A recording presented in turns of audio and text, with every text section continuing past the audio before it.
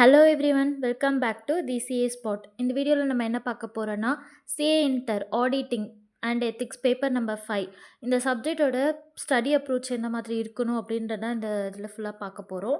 First என்ன அப்படின்னா, நம்ம கிளாஸஸ் கம்ப்ளீட் பண்ணணும். கிளாஸஸ் வந்து இப்போது கிளாஸஸ் அண்ட் செல்ஃப் ஸ்டடி ரெண்டுமே நான் கொடுத்துருப்பேன். இப்போ செல்ஃப் ஸ்டடி எப்போ அப்ளை ஆகும் அப்படின்னா, நீங்கள் வந்து இன்டர் வந்து படிச்சுட்ருக்கீங்க. But at the same time நீங்கள் ஆர்டிகல்ஷிப்பும் நீங்கள் கம்ப்ளீட் பண்ணிட்டீங்க. நான் சொல்கிறது ஓல்டு ஸ்கிம்லெஸ் ஆர்டிகல்ஷிப் வந்து பண்ணுறவங்க வந்து கம்ப்ளீட் பண்ணிவிட்டு still they will struggle in inter இல்லையா? அந்த மாதிரி பர்சன்ஸ்லாம் என்ன பண்ணணும் அப்படின்னா, நீங்கள் செல்ஃப் ஸ்டடி பெட்டர். பிகாஸ் நீங்கள் ஆர்டிகல்ஷிப் நல்லா பண்ணியிருக்கீங்க, உங்களுக்கு நல்ல எக்ஸ்பீரியன்ஸ் இருக்குது, எக்ஸ்போஷர் இருக்குன்னா வெல் அண்ட் குட், நீங்கள் செல்ஃப் ஸ்டடி போகலாம். இதுவே வந்து நீங்கள் ஃபவுண்டேஷன் ரூட்டில் வரீங்க அப்படின்னா, நீங்கள் கொஞ்சம் ஆடிட்டிங் நாலேஜ் உங்களுக்கு பேசிக்ஸ்லேருந்து நீங்கள் லேர்ன் பண்ணிக்கணும். அந்த மாதிரி கேஸஸில் நான் கண்டிப்பாக என்ன சஜெஸ்ட் பண்ணுவேன்னா, ஒரு ப்ராப்பரான ஒரு ரெகுலர் கிளாஸ் வாங்கி பார்க்குறது பெட்டர் வே.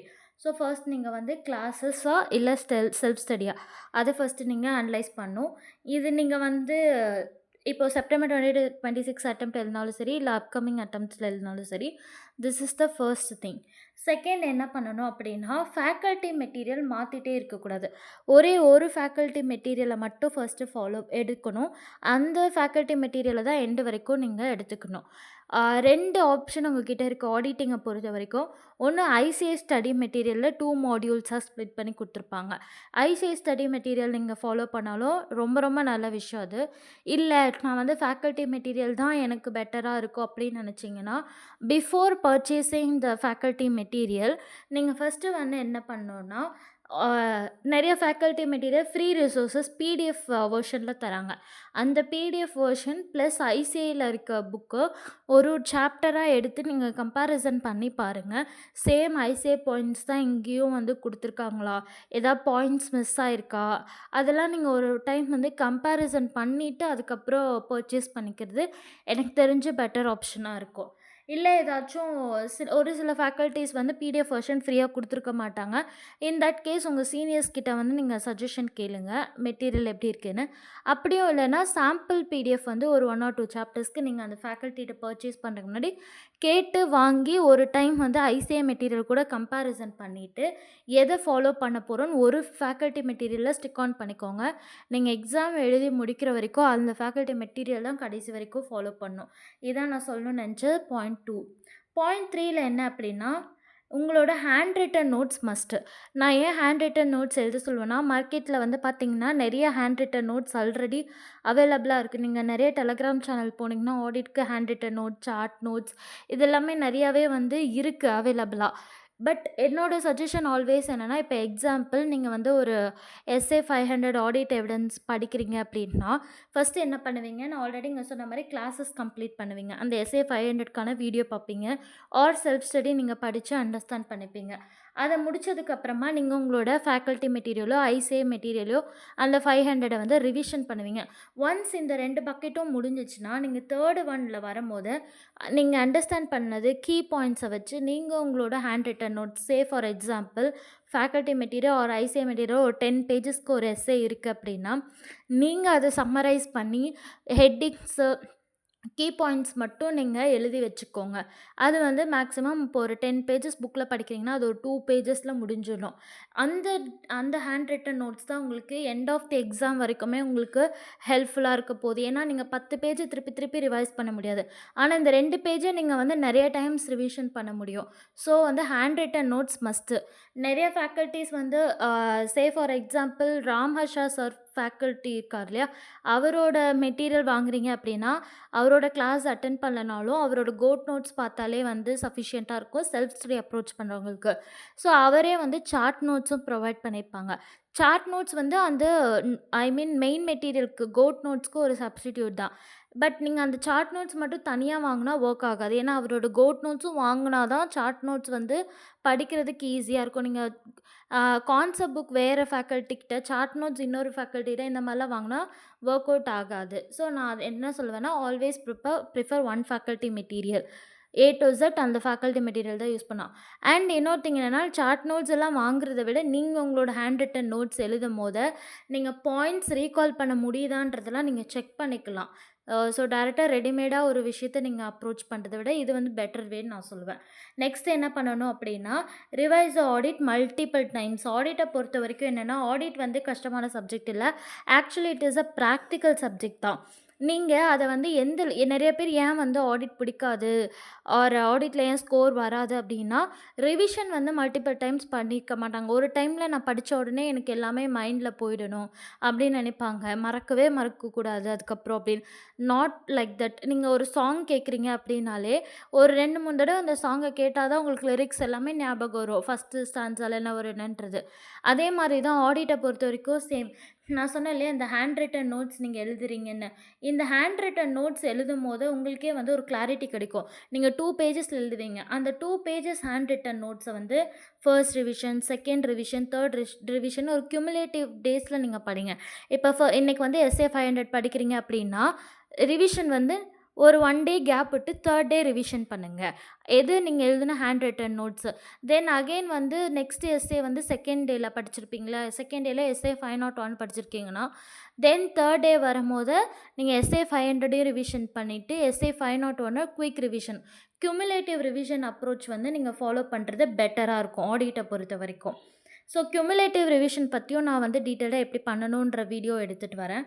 அண்ட் நெக்ஸ்ட் என்ன பண்ணணும்னா, 5த் ஸ்டெப் வந்து கொஸ்டின் பேங்க். இப்போ ஒரு எஸ்ஸே எடுக்கிறீங்க, கிளாஸ் பார்த்துட்டீங்க, தென் வேற என்ன, ஐசிஏ மெட்டீரியல் இதெல்லாம் படிச்சுட்டீங்க, தென் ஹேண்ட் ரிட்டன் நோட்ஸும் எழுதிட்டீங்க, ஒரு ரிவிஷனும் பண்ணிட்டீங்க அப்படின்னா, தென் வந்து நீங்கள் என்ன பண்ணணும், கொஸ்டின் பேங்க் எடுக்கணும்.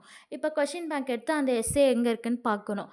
அந்த எஸ்ஸேல வந்து இப்போ எக்ஸாம்பிள் ஒரு கொஸ்டின் பேங்க்கில் 10 கொஷின்ஸ் இருக்குன்னா, நீங்கள் எல்லா கொஷின்ஸுமே நீங்கள் படிக்கணும். ஆன்சர்ஸை மறைச்சிட்டு கொஷினை மட்டும் வச்சு, இதுக்கு என்ன பாயிண்ட் வரும், இதில் எந்த பாயிண்ட்டு சொல்ல வராங்கன்ற ஆன்சர் உங்களுக்கு தெரியணும். அது தெரிஞ்சிச்சுன்னா ஓகே, நீங்கள் வந்து அண்டர்ஸ்டாண்ட் பண்ணியிருக்கீங்கன்னு அர்த்தம். இதில் என்ன பண்ணணும்னா, நான் கொஷின் பேங்க் வந்து நான் யாரோடது சஜஸ்ட் பண்ணேன்னா, பர்சனலி ஐ வுட் ரெக்கமெண்ட் ராமாஷா சாரோட கொஷின் பேங்க் வந்து நல்லாயிருக்கு. ஏன்னா அவர் வந்து அவரோட கொஷின் பேங்க்கில் வந்து எக்ஸப்ஷனல் ஐட்டம்ஸ்ன்னு சொல்லிட்டு சில கொஷின்ஸ் கொடுத்துருப்பாங்க. அந்த கொஷின்ஸ்லாம் பார்த்தீங்கன்னா ஒரு மாஸ்டர் கொஷின். கேஸ் ஸ்டடியே ஓரளவுக்கு கொஞ்சம் ரொம்ப இன்டெப்த் கான்செப்ட்ஸ்லாம் செக் பண்ண கொஷின்ஸாக இருக்கும். அந்த மாதிரி கொஷின்லாம் அவர் எக்ஸப்ஷனல் மென்ஷன் பண்ணிப்பார். விச் மீன்ஸ் அதை நீங்கள் இக்னோரே பண்ணக்கூடாது. மேண்டேட்ரியாக நீங்கள் அந்த கொஷின்ஸ்லாம் பார்க்கணுன்னு சொல்லி. அந்த எக்ஸப்ஷன் இப்போ ஒரு ஒரு எஸ்ஸே நீங்கள் படிக்கிறீங்க. இப்போ எஸ்ஸே 230 நீங்கள் படிக்கிறீங்க அப்படின்னா, அந்த 230ல் வந்து ஒரு 10 கொஷின் அவரோட கொஷின் பேங்க்கில் இருக்குன்னா அது ரிலேட்டடாக, அதில் ஒரு 3 கொஷின்ஸ் தான் எக்ஸப்ஷனல் ஐட்டம்ஸாக கொடுத்துருப்பாரு. நீங்கள் வித்தவுட் நீங்கள் வந்து எந்த சோம்பேறித்தனமும் படாமல் அந்த 3 கொஷின் எக்ஸப்ஷனல் இருக்கும் இல்லையா, அதை நீங்கள் எழுதி பாருங்கள். ரைட்டிங் ப்ராக்டிஸும் மஸ்ட்டு. நீங்கள் ஒரு டெஸ்ட் சீரீஸ் வாங்கி நான் அதை எழுதுவேன், அப்படி நான் வந்து சப்ஜெக்டே முடிச்சுட்டு ஃபைனலாக டெஸ்ட் சீரீஸ் வாங்கி எழுதுறேன், அது வரைக்கும்லாம் நீங்கள் வெயிட் பண்ண வேணாம். ஒரு எஸ்ஸே எடுக்கிறீங்கன்னா அந்த எஸ்ஸேவோட கிளாஸை பார்க்குறீங்க, அப்புறம் அதோட மெட்டீரியல் படிக்கிறீங்க, ஹேண்ட் ரிட்டன் நோட்ஸ் எழுதிடுறீங்க. அங்கே ஹேண்ட் ரிட்டன்ஸ் நோட் எழுதும் போதே கீ பாயிண்ட்ஸ் எல்லாம் உங்களுக்கு ரீகால் ஆகிடும். செகண்ட் வந்து என்ன பண்ணுறீங்க, நீங்கள் அடுத்து ரிவிஷன் பண்ண ஆரம்பிச்சிடுங்க, மல்டிபிள் ரிவிஷன். ஃபர்ஸ்ட் ரிவிஷன் பண்ண உடனே நீங்கள் என்ன பண்ணணும், கொஷின் பேங்க் பார்க்க ஆரம்பிச்சிடுங்க. அந்த கொஷின் பேங்க்கில் வந்து ஒரு எஸ்ஸே முடித்தோடனே கையோடு கொஷின் பேங்க் பார்க்கும்போது ஆன்சர்ஸ் வந்து நான் சொன்ன மாதிரி எக்ஸப்ஷன் ஐட்டம்ஸோட கொஷின் மறைச்சிட்டு, ஐ மீன் ஆன்சரை ஹைட் பண்ணிட்டு கொஷின் மட்டும் வச்சு எழுதி பாருங்கள். எழுதி பார்த்துட்டு சேம் அந்த கொஷின் பேங்க்கில் ஆன்சர் எப்படி ப்ரெசென்ட் பண்ணியிருக்காங்கன்னு.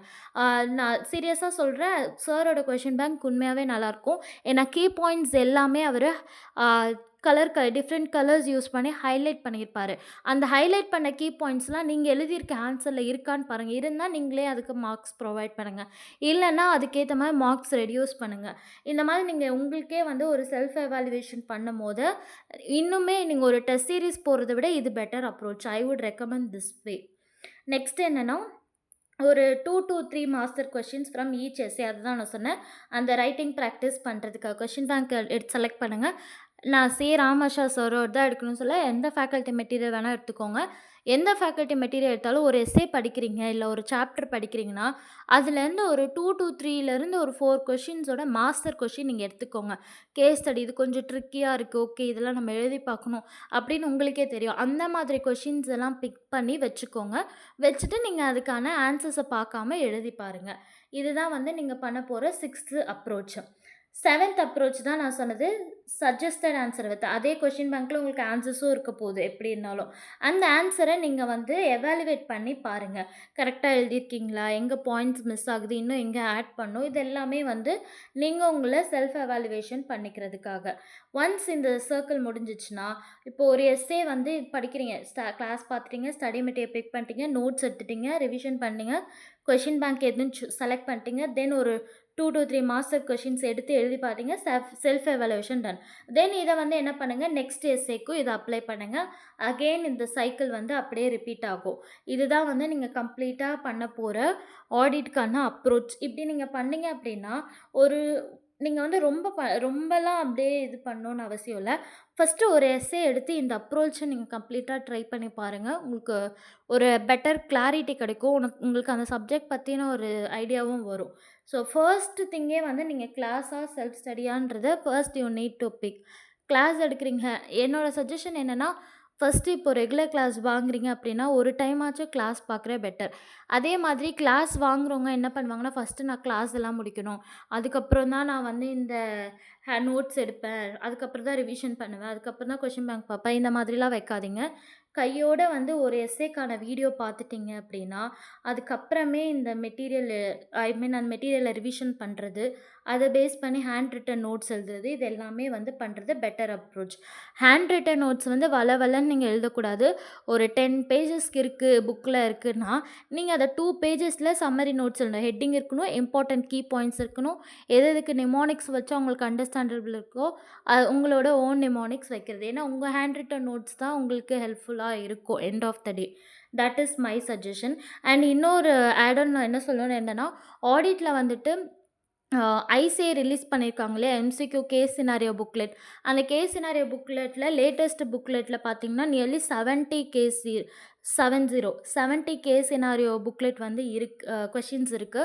அந்த புக்லெட் நீங்க பாருங்க. உங்களுக்கு வந்து ஒரு ஐடியா கிடைக்கும். எப்படி வந்து எக்ஸாம்ல கேஸ் ஸ்டடிலாம் அப்ரோச் பண்ணணும் எம்சிக்யூஸ்ல ஸ்பெசிஃபிக்கலி. ஏன்னா எம்சிக்யூஸ் மட்டுமே ஆடிட்ல வந்து 30 மார்க்ஸ் இருக்கு. நீங்க அந்த 30 மார்க்ஸ் நீங்க ஸ்கோர் பண்ணிட்டீங்கன்னா, பேலன்ஸ் மார்க்குக்கு டிஸ்கிரிப்டிவ்க்கு உங்களுக்கு ரொம்பவே ஹெல்ப்ஃபுல்லா இருக்கும். ஸோ மெயின் ஸ்கோரிங் வந்து தியரி பேப்பர்ஸை பொறுத்த வரைக்கும் நீங்கள் எம்சிக்யூவில் ஸ்கோர் பண்ணணும் மெயினாக அதான் வந்து உங்களோட டார்கெட்டாக இருக்கணும். ஸோ அதுக்கு வந்து நீங்கள் கேஸ் சினாரியோ கொஷின்ஸ் வந்து நீங்கள் பார்க்கணும். இப்போ நம்ம சேனலில் வந்து வீக்லி வந்து நான் என்ன பிளான் பண்ணியிருக்கேன்னா, ஒரு 3 questions weekly 3 questions MCQ case scenario புக்லெட்லேருந்து எப்படி சால்வ் பண்ணணும், கொஷின் எப்படி ரீட் பண்ணி அண்டர்ஸ்டாண்ட் பண்ணிக்கணும், அது ரிலேட்டடான கான்செப்ட் எப்படி அண்டர்ஸ்டாண்ட் பண்ணிக்கணும், தென் ஆன்சர் ஃபைனலி எப்படி நம்ம அந்த 4 ஆப்ஷன்ஸில் செலக்ட் பண்ண போகிறோம். இந்த மாதிரியான க்ரைட்டீரியாஸில் வந்து நான் உங்களுக்கு வீக்லி 3 கொஷின்ஸ் நான் அப்லோட் பண்ணலாம் அப்படின்னு இருக்கேன். So will see. நீங்கள் வந்து இந்த அப்ரோச்சை நீங்கள் ஃபாலோ பண்ண ஸ்டார்ட் பண்ணிடுங்க. Thank you. With this signing off you.